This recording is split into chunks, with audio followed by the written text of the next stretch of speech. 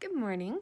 Today is January 11th, the day of Callanteer's Winter Coronation, which is thankfully local for me.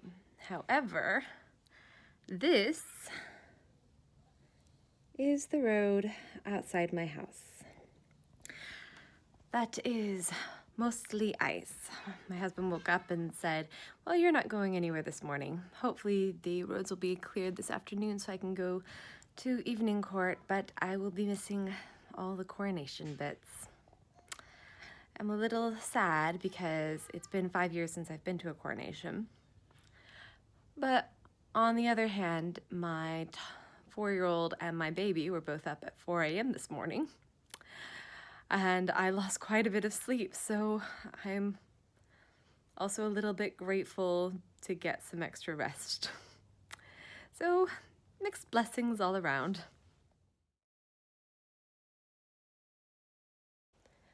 Well, it's an hour later and the snow has just started coming down heavier. So whether I get to go to coronation is very much up in the air right now.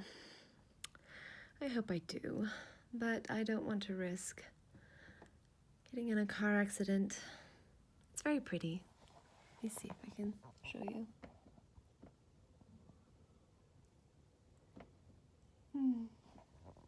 Very pretty and peaceful.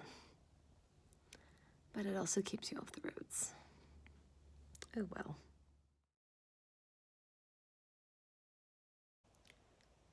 Well, I'm all dressed up with nowhere to go because the snow is even deeper and coming down even harder.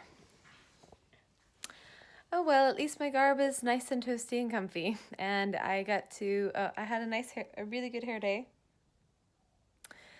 which only I shall enjoy. But I also have some sewing projects to work on that I probably wouldn't have been able to touch because I would have been too busy chasing my kids around the site, and now I'll have some time to do some hand sewing. Like I said, mixed blessings. Even though I didn't get to go, I did get some get ready with me videos talking about layers and gore placement on 14th century coats. So even though I don't get to go to the event, I can still share fun medieval, what's the word I'm looking for? I guess odds and ends with you. So I talked a little bit in my last video about the 3 layers that are worn in medieval garb. And I've already put on my first 2 layers, and I don't really want to take this off again. And my chemise is, or my smock, or my shift as some people call it, is a little see-through, so I'm not going to strip down to that layer. However, I will show that here underneath is my chemise.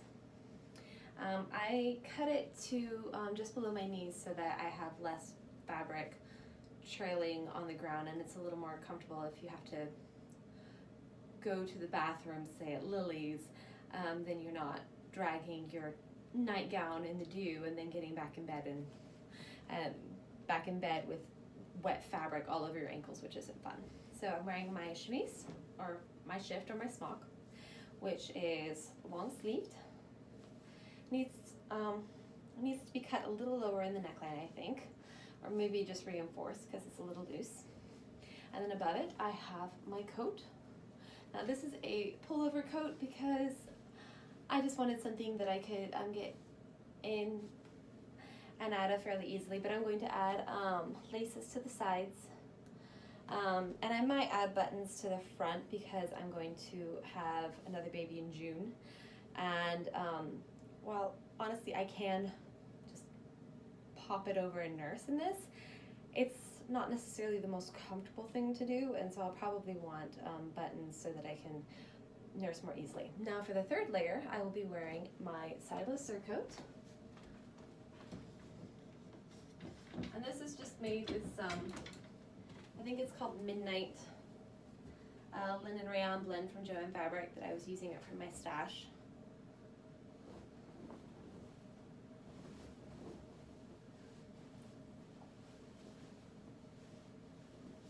And, oh, let me pop that over.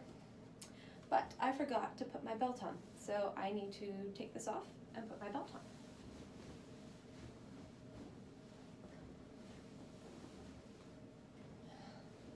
So I'll just straighten this over the chair.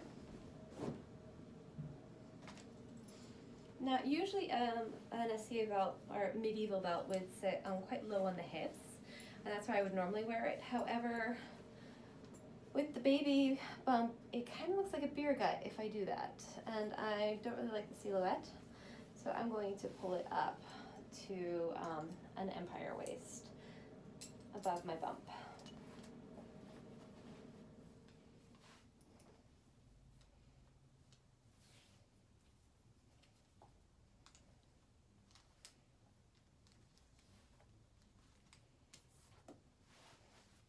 Actually, you should add another hole so that it will fit higher up a little bit better, because it's just a little bit loose even at the top. My pouch is sometimes called a kidney pouch because it looks a bit like a kidney bean. It's not, someone pointed out that they're not documentable to women, and I honestly haven't seen any images of women using a pouch like this, but I don't have a purse at the moment. And so in the meantime, I just slip it along to my back, and I keep my phone and my cards, etc. in there. And now goes on the sideless surcoat.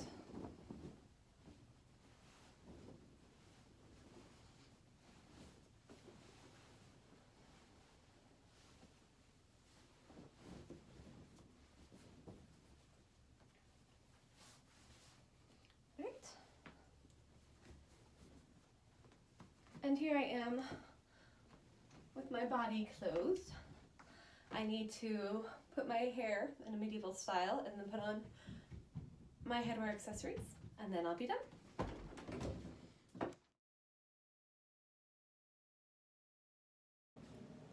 So I kind of wanted to demonstrate how having gores at the natural waist adds quite a bit of stretch and room to your garment should you expand. Now, I made this dress at first when I was not pregnant, and I wore it during my second pregnancy to Kingdom Arts and Sciences, and I am wearing it today.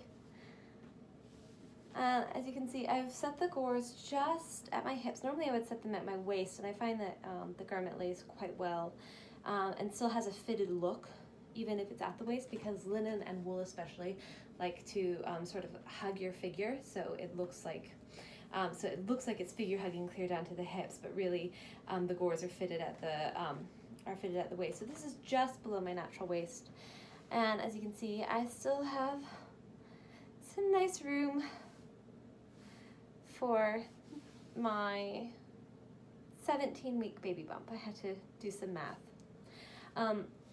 There are no closures on this dress because I realized that I could shimmy in and out of it quite easily, and I kind of wanted an easy pullover coat. I'll eventually add laces to the side because easy pullover coats aren't tenable forever. Yes, I could pull it over when I wasn't pregnant, and I can still pull it over even with a bump. So yay for waistline gores.